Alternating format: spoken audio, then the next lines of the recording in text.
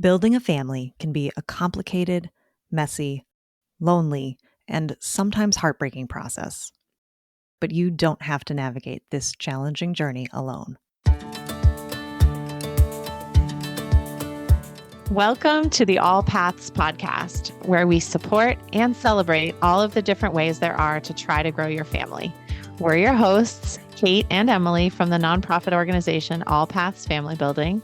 And today we're talking to a total rock star, Kelly, about her journey. Kelly, thank you for joining us today.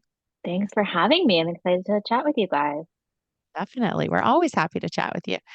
So before we get into talking about your own family building journey, we'd love for you to introduce yourself for our listeners. Sure. I'm Kelly. I live in Massachusetts with my husband and our crazy Australian cattle dog, Virginia, and grew up in Massachusetts. I lived a few different places kind of throughout my career as an event planner in New York and Utah, but family's here, so came back here to settle down. My husband and I have been together for 15 years with a couple breaks in between, but married for almost five. It'll be five in a couple weeks. Love spending time with our family that's close by here. That's why we stayed in Massachusetts and moved down to the Cape. We spent some time in Naples, Florida in the winter as well. Just really love to kind of travel and, be together. That's great. Thank you. So can you tell us about your family building journey, kind of where it started and where you are now, and anything you want to share in between? Yeah, so we always knew we wanted to have a family. That was kind of always, what brought us together and, wanted us to get married and kind of continue our life together. We have a really great friendship and always knew, when we have kids, that was always something that we knew we wanted.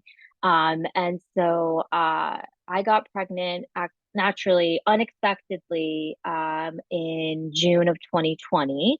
So right in a time when no one's really thinking about that, we're all at home, dodging a pandemic. And so we were really excited, really caught off guard. All throughout kind of through puberty and through my 20s, I had been treated for PCOS, kind of through mixed direction of different doctors. I just kind of developed early and they did some hormone testing when I was a teenager. I had some other things that they just said, oh, you have PCOS, started treating me with birth control. I think at 15 is when it all started. So I always kind of had in the back of my head that it might be difficult to get pregnant. But we were never at the point where we were kind of exploring, ready to start. So that the fact that I got pregnant just unexpectedly was a really pleasant surprise and really exciting. So we had a virtual appointment with a doctor because at that point, no one's going into doctor's offices. And I gave her kind of my history. I also at one point had been told by a gynecologist that I had a heart-shaped uterus. So, they thought it was heart-shaped. They also weren't sure if it was a septum, but they'd always said, when you're ready to start, having a family, you should explore that. So I mentioned that to her and she's like, okay, we should have you come in for a little bit of an earlier ultrasound just to make sure everything looks good. So I went in a couple weeks later. So I would have been about 5.5 or 6, I think it was 6 weeks. And, we're so excited. And yeah, we get in and the tech just like her demeanor completely changes. And she's like, when was your last period? Really just rechecking the math and everything. And I've always been very regular, which has always been the question mark with PCOS. But so I said, no, I know for sure. And she's like, okay, well, it could just be that it's slow to grow, or it could be that it's lost. We're not really sure. So in addition to just being completely disappointed because of that news, we had to wait a whole week to really know for sure what it was. So went home, waited a week, we went back and they confirmed that it was a loss. It had stopped, growing. And so because of just, what was going on in the world at that time, I opted not to go in, to do a D&C. I did just the at-home treatments. And so, went through that. And my doctor was just like, okay, now that you've gotten pregnant, like maybe let's address the septum and kind of look at that.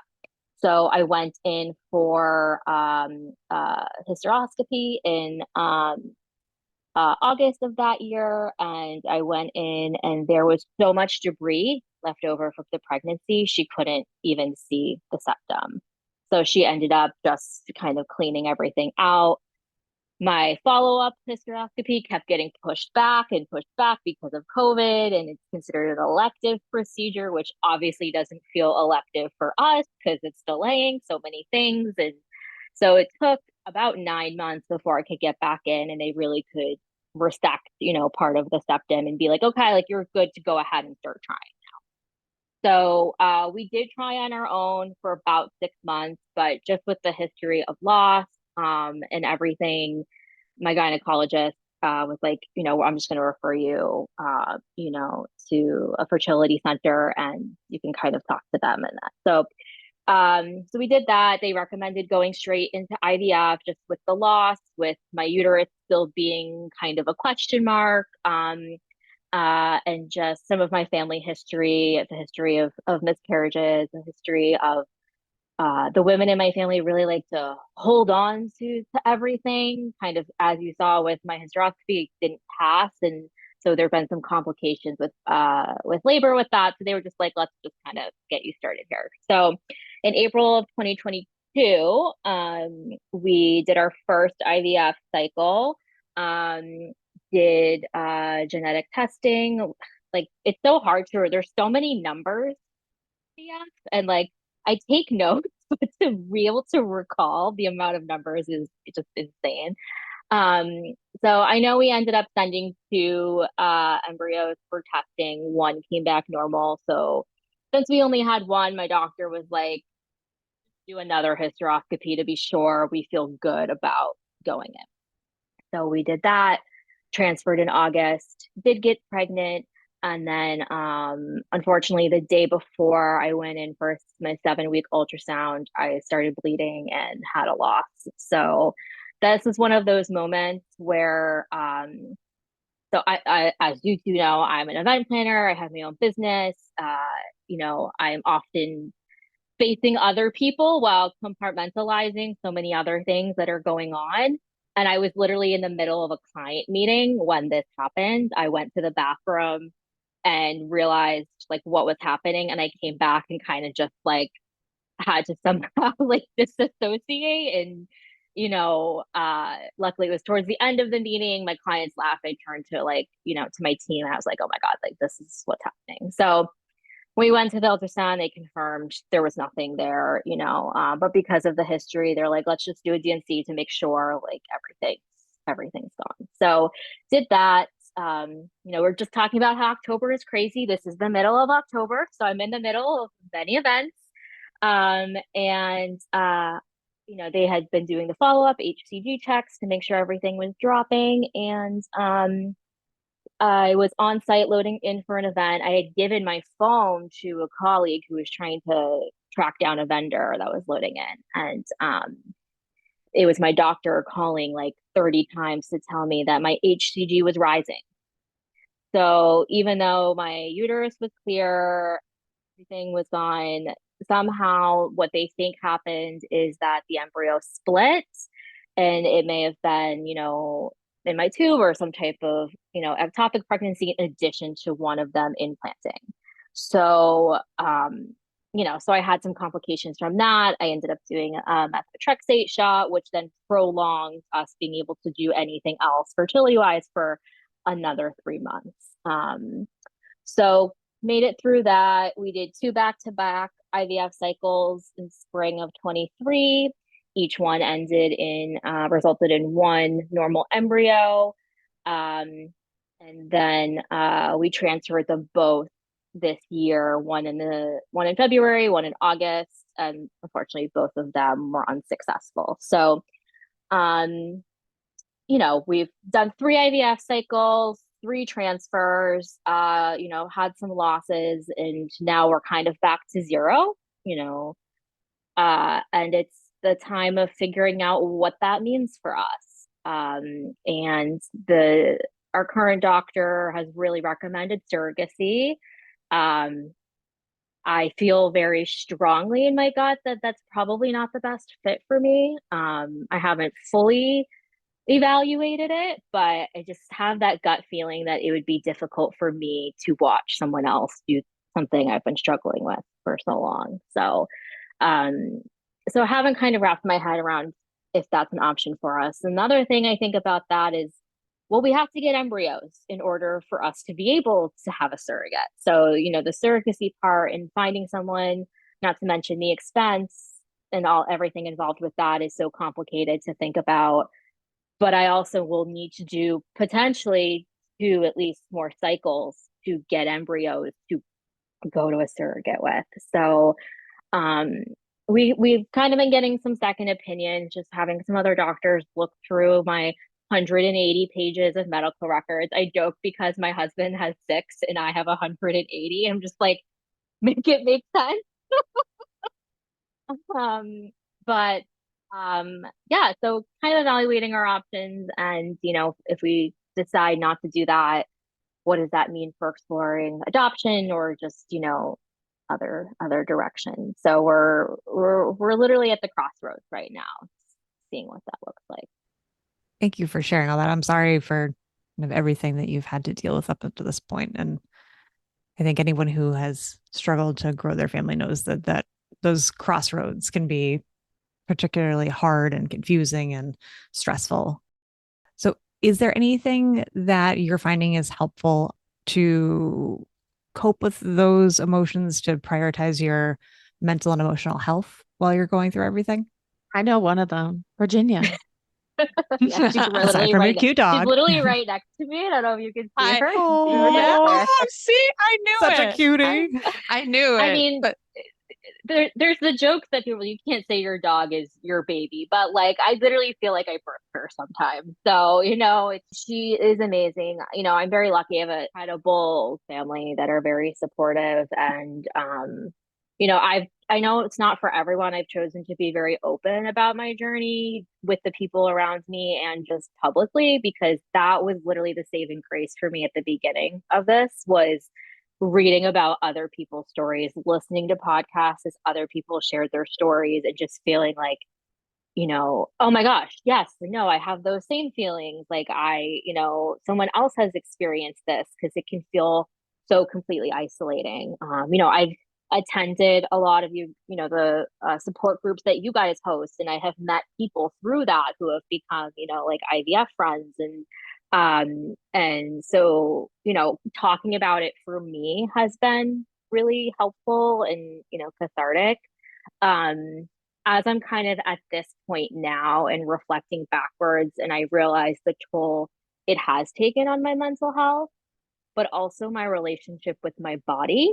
I realized how much I've really been like disassociating from my body for the last 2 and probably even 4 years of just like trying to get pregnant, and then just feeling you have no control over what's happening and it's failing you, and you can't work out during so many times during IVF, or you are questioning every single thing you put in your body, what you're eating or drinking and everything. And so kind of in the last 4 or 5 months, I've really tried to focus on working on that. And I've started going to like yoga again. And I really went into it with the mindset of like, I'm not going here to just like lose weight or like have that purpose. I just want to feel better in my body and like feel like I'm back here. So that has been really great for me, just feeling like, I'm a human again and not just kind of a robot going through the motions.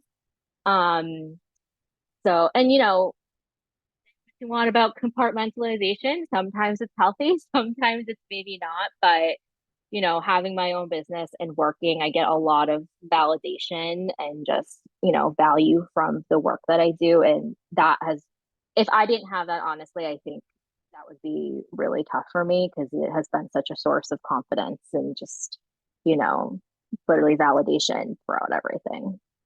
yes, and I think again, so many people listening, I'm sure, can relate to that you're almost like letting your own body is letting you down. It's like I'm letting myself down, and it feels really hard to fight from within almost.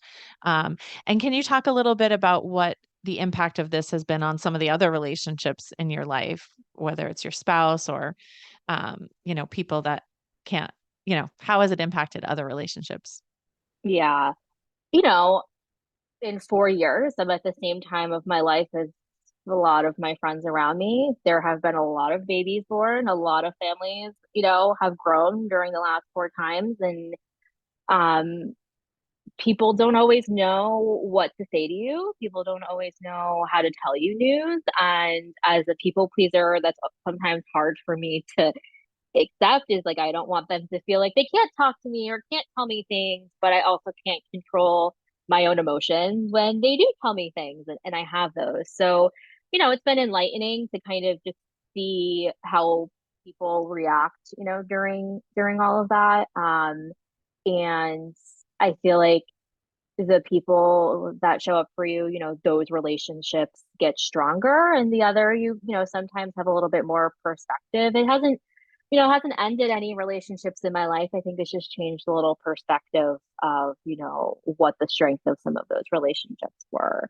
And, I mean, as far as, me and my husband, he's very supportive and he, is very vocal about how hard it is for him to, watch me go through it and feel like he can't do anything. But also it's very hard not to just look at him and be like, how many times a day do you think about IVF? Sometimes if we're not actively in a cycle, it is zero. And I'm thinking about it almost constantly. And we had a time in April where we were taking a break from IVF, right? And so for me, that means just I'm not actively doing any shots. I'm not taking supplements. I'm not having doctor's calls that I have to do, but I'm still thinking about it. Right. Your brain didn't take a break, or your Yeah. heart didn't take a break. Yeah. Oh, yeah, and for him, it was just a mental. He's just like, oh no, I haven't thought about it. I'm like, oh well, that's nice. So, and Yeah. it's just a difference too. I think of, as women in this situation, we're actively going through it. It's hard to not Hmm. be thinking about it because it's you Yeah. and your body. So, Yeah. And I think what you shared about literally the size of your two medical files is just a dramatic, example of that. And obviously you are, of course, going through it together, but often so much of the physical and, like you're saying, mental burden falls on the person trying to conceive and not the right. partner who isn't. And so it is hard. Yeah. So, Kelly, you mentioned ways that people showed up for you, that you appreciated different ways that people in your life were showing up for you. Can you talk about maybe some of the specific things that they're doing? What are things that your family and friends have done to really support you during this time? Yeah. I've had easy conversations and tough conversations about IVF. And, I've had people who have been very open and have said, I don't know what the right thing to say to you is. And I've said to them, well, I don't really know either, to be honest, because what you say to me today, you could say the same thing to me tomorrow and I could have a different reaction. So, I'm like, I just kind of need to feel like you are acknowledging what I'm going through and like the amount of work that I'm doing, like the amount of phone calls, like the amount of doctor's appointments, getting up at 5 a.m. to drive to, monitoring and just, navigating it all. It's really just like almost being seen and not forgotten about and just, I don't need you to say like you're sorry. I don't need to hear like the anecdotes of other people who or recommendations. Like I just need to feel like you're thinking about me and that you're seen. And like, I the joke sometimes are just like, you're doing amazing, sweetie. Like I just need to hear that. I just need you to tell me like I see what you're doing, like doing great. And honestly, it's kind of as simple as that. And, you definitely can sense when people are uncomfortable talking about it, and it just makes you feel uncomfortable, right? Because it's all you're thinking about. So if someone's kind of pulling away because they don't want to talk about it, it makes you also pull away from them.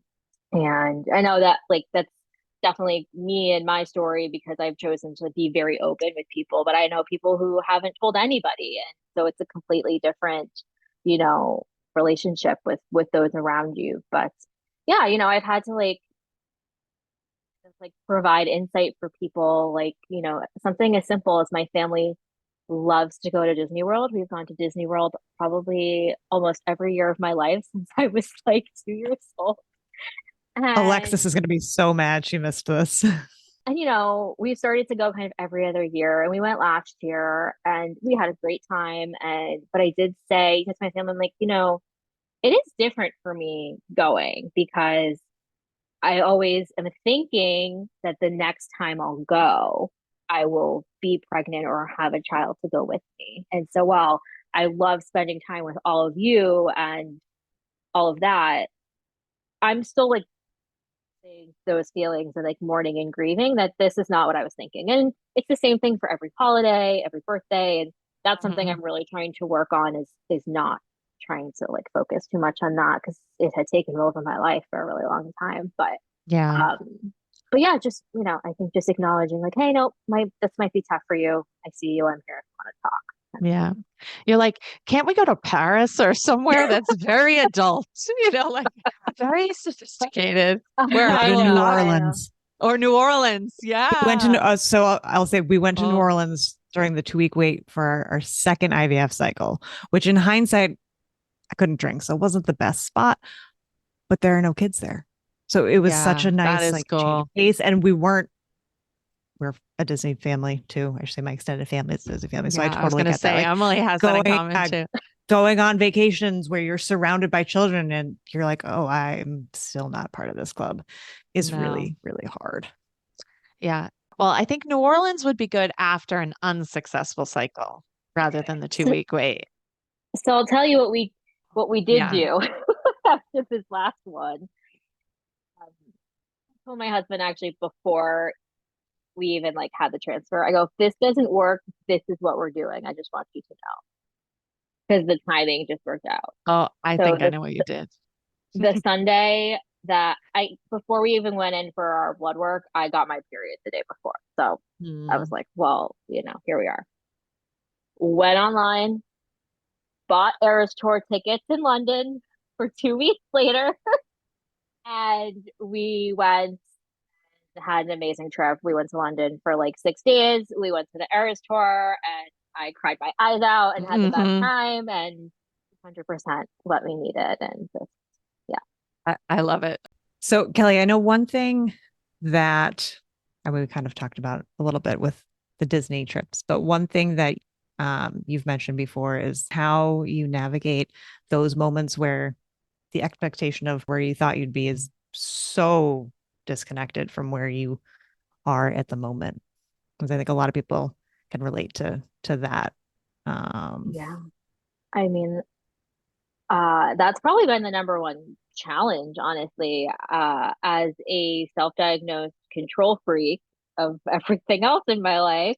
I'm a type A event planner, like, especially with my job. I'm planning things, 1, 2 years out. So in the beginning, it was very difficult for me to not just constantly being like, oh, well, I might be pregnant at this event. So what if I can't make it? What does that look like? Or maybe I shouldn't book something and going through that mindset every single time. And, I've really learned kind of just through all of the twists and turns and pivots that we've gone through that, especially like with my job, I think it's helped my relationship and my work life balance. But I'm like, it will be fine because I've been working so hard for this to happen. And if that happens, like the rest will figure itself out. So that has helped me kind of let go of some of that control and just anxiety of trying to manage that. But I mean, the truth is, of any IVF, especially, but any type of family building, you're at the mercy of whatever process you're going through. You have no control, right? mhm. You have the control where you can make sure you're, calling doctors back or making appointments or taking whatever meds you need to do. But that's where your control really stops. And, at the beginning, I think I tried to grasp onto more control by going down rabbit holes, trying to learn everything I could possibly learn. And that was a huge learning for me where I've stopped doing that. And I just been like, nope, I am listening to just what my doctors tell me, because if I try to take control of the whole situation, I'll just drive myself crazy. So yeah, I mean, my entire experience has been hurry up and wait. I feel like every Mm-hmm. single time we've gotten to the next step, we're told like, okay, well, we're gonna wait one more cycle and let you have another cycle. And I'm like, why? Like, it's just like, in that head, I'm like thinking, well, if we do it this month and then I get pregnant, it doesn't affect this event or this family thing or whatever. And it's been a very long journey to get to the point of just trying to let that go and not be micromanaging that. But I mean, that's like one of the biggest things I tell people when they start is like, just you have no control of everything. You need to just let go of the timeline you have in your head. And even people who are going through IVF or like starting their families and they're like, well, we're gonna wait and like start trying now or like in September because like we want to have the, baby then. And I'm like, okay, like that would be amazing for you if that works out. And like I hope it does for you. But the chances that that's how it goes, even trying naturally, it's a Yeah, miracle when it happens. So, Mhm. I was absolutely. that naive person. My husband's a teacher. So we're like, okay, we're going to get pregnant this month so that the baby's born in June. So you're home all summer. right. I mean, years later, Years we're like, later, okay, right? like, I don't, it'll happen when it Yeah, happens. We'll make it work. But I Yeah. yeah, know. I don't think people necessarily realize how much the IVF process or any other family building process takes over your life and not just the day to day Yeah. managing appointments, doing blood work, getting papers signed, but somebody asks you if you do something a week from now, 2 weeks from now, 2 months from now, 2 years from now, you're like, I don't know. I don't know. I have no idea what, the rest of my Yeah, life looks like at this point.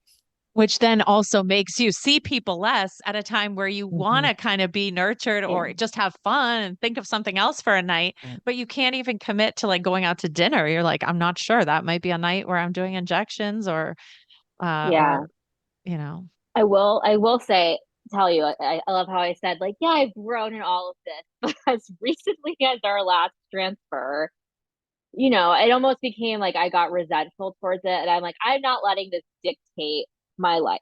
Right. And like, luckily throughout all of the other cycles and things we've had, I only had one time where I couldn't be at an event. But this our transfer in August, again, they're like, okay, we think we're going to monitor your body. We think you'll be ready here, but and so I'm watching the days go by and I'm like, if it goes one more day, I'm not going to be able to do this event. And I'm like, can we just do it? Blah, blah, blah. Anyways, it ended up colliding. And my initial reaction was like, I got to wait till next month. Like, I'm not going to this event. Like, I'm not letting this, you know, affect my life again in this way and just, all of that. And I literally told the nurse, I'm like, nope, we gotta do it next cycle. And she was like very confused. And I was like, no, I have this event. I have to be there, blah, blah, blah. And then I get off the phone, called my husband and told him, and he was like, okay, because he knows he kind of just has to be supportive sometimes, and God bless him, he is. And he's like, yeah, I mean, whatever you want to do, but like this is also very important. And I just like burst into tears. I'm like, what am I doing? I'm like, this is very important. But I was trying to just feel like I had some type of control over it. And I literally just like called my client and luckily like she is very aware of everything going on and has been through things herself. And I told her and we figured that out. And then I called the nurse back who probably thought I was crazy. And I was like, we haven't canceled it yet, right? Can we go backwards on let's this? And rewind. Yeah. like I figured it out and I just like literally was like, what was that? Like that was crazy of the I was trying to just hold on to so much control that I was willing to just yeah. I feel like it makes sense. I mean, I think Emily and I Mhm. can relate to the trying to control and plan part too. But I also can relate to like not wanting it to take away from you either. I mean, so I experienced a loss and was really still physically like recovering from it and still really like in the trenches of it. And I still went to a conference in Washington, D.C. And I mean, part of me is still like, why did I do that? But it was that I think I was like, I already feel like so terrible and devastated, but I also was really looking forward to going to DC and going to this conference. And I'm still going to go. It's not going to take that away from me, too, you know? So I can understand Mhm. that wanting to like not feel like everything is taken away and everything is not your control and seizing it back, even if it kind of doesn't make sense. Like, but I think that was good that you figured it out for sure. Yeah, it was such a point of reflection of just like, oh my gosh, like what are you What am I doing? doing? I know. I know. Yeah. So along the same lines of not having it control your life, what is the craziest place you've ever had to do an injection at? Oh goodness. I've done multiple injections on site at events. Literally, I was doing a fashion show. We were producing a fashion show and literally it was, there was 2 walks left and then I just looked at I was like, I can't wait any longer. And I just went upstairs in the dressing rooms and just opened up my kit and like right there did it. And yeah, I've done it. I've done it in my car, like before I've gone into like an event or a dinner or something. And it's amazing how like the first cycle, everything feels so, you're like you want to almost make like a ceremony out of it and like, Hmm. really just Have it you want to all be laid so out perfectly. Yeah. Yep. careful with everything and then you realize you're like, I don't even care. Like here we go. Like just Yeah. doing it Yep. wherever. So Yeah. I um did a trigger shot in a Irish pub bathroom during my brother's 30th birthday party. Yeah, I oh yeah. love the Yeah. fashion show. Oh yeah, Yeah. I literally have a picture. I'm just like in the. I literally have my headset in, and I'm just like, I was like, guys, I gotta go off walkie for a second, and just like, you know, Go off walkie. just Oh my shot it in. God. Yeah, I love it. I love it. Well, as much as we could talk to you forever, we Mm. probably should wrap things up. But Amen. before we go, there's 2 questions that we like to ask everybody. And I know you already kind of touched on the first one a little bit, but they are, what is one thing that you would say to somebody who is just starting to grow their family? And the flip side to that is, what is one thing that you wish people would stop saying to people who are struggling to grow their family? yeah. Um, so I think the first one is, I mean, just like from like a medical standpoint, just talk to your doctor. I think sometimes people are so afraid to like do that because they don't want bad news, but it could also just be good news. Like there's such, and there's so many things out there where like women can just get like baseline information about their hormone levels that, you know, I, I don't think people realize it's just a good thing to know as you're starting and just can kind of help, make you feel more informed in the process. So just like, ask your gynecologist, like, is there anything I can do as we start this process? That's a big thing I recommend. And I mean, mentally and emotionally, yeah, we've talked about it a lot, but like just figure out how you can be prepared to give up control and like what that means for you. And try not to let it take over your life. I remember at the beginning, I told my family, I was like, just be prepared. This is all I'm going to talk about for like the next like 6 months, Mhm. And, it is very important. You're investing a lot of money, time, your wellness, your body, your mental health. So many things are going into this. You don't want to take it lightly, but you also can't just put your life on pause because it could be a long time, right? Like if I look back, like 4 years of my life, like that has felt like it's been on pause as I've just been focused on this one thing. So just try to, do what you can to find some balance and lean into it. And then as far as what's one thing people shouldn't say to anyone who's struggling, silver linings are tough for me to digest when people say to me, oh, well, at least you have a plan or at least, feel like they're doing everything they can, or, at least you have one embryo. And I totally understand where they're coming from. And, I know they're coming from a good place. But those are hard for me to still digest because I'm like, okay, that's great, but it's still not working. And I'm still, it's not doing anything. So those aren't really giving me, any type of peace of mind. or the anecdotes. Oh, my friend of Mm. a friend, like, did went to a second opinion and they told her this and then she got pregnant right away, or like they stopped trying and then got pregnant. That's the one that Hmm. I know people personally who that's happened to, where they have, had an IVF baby and then got pregnant, or just other things and then have gotten pregnant. And that is amazing for them and a miracle, but I can't bank on that. Like, I Right. can't just stop and think that that might happen. If that would be happening, if that happened to me, it would be a miracle, and I'd be so happy, and that would be great. But I can't bank on that happening, and that is not something I can do to, settle my mind. So Hmm. Yeah. And it's the at least for me, because I feel like the at least makes me feel like you shouldn't be sad. Like I'm trying to like cheer you up with this alleged silver lining. And it's like, why can't you just, like you said, just be with me, just see me, just love me, just care for me? Like you don't have to fix it. honestly, the biggest thing is nothing at all when people Hmm. don't say anything, especially if they know that we've gone through it and I don't hear from them at all, or I see them and they act like nothing has happened. That for me, I think is the most telling, is like, I'm not asking you to solve my problem. Just be like, I'm thinking of you. Really sorry what you're going Yeah. through. That's it. That's all you have to Yeah. say. I'm like, So, why don't people realize that like I'm thinking of you or like I love you? I mean, again, you never know if something's going to be universal, but I have yeah. rarely found a person that gets mad when you just say, I'm thinking of you or like I'm wishing the best for you. That's hard to find fault with. And like, I think people are so afraid, which I guess is good. They're afraid of saying the wrong thing. But I agree with you. Saying nothing or not being present at all is worse. But also, I think the most frustrating part about all of these, at least, or miracle stories, or, all the invalidating things that people say, is that you don't have to say anything. Even if you're uncomfortable and feel like you don't know what you're going to say, don't ignore it.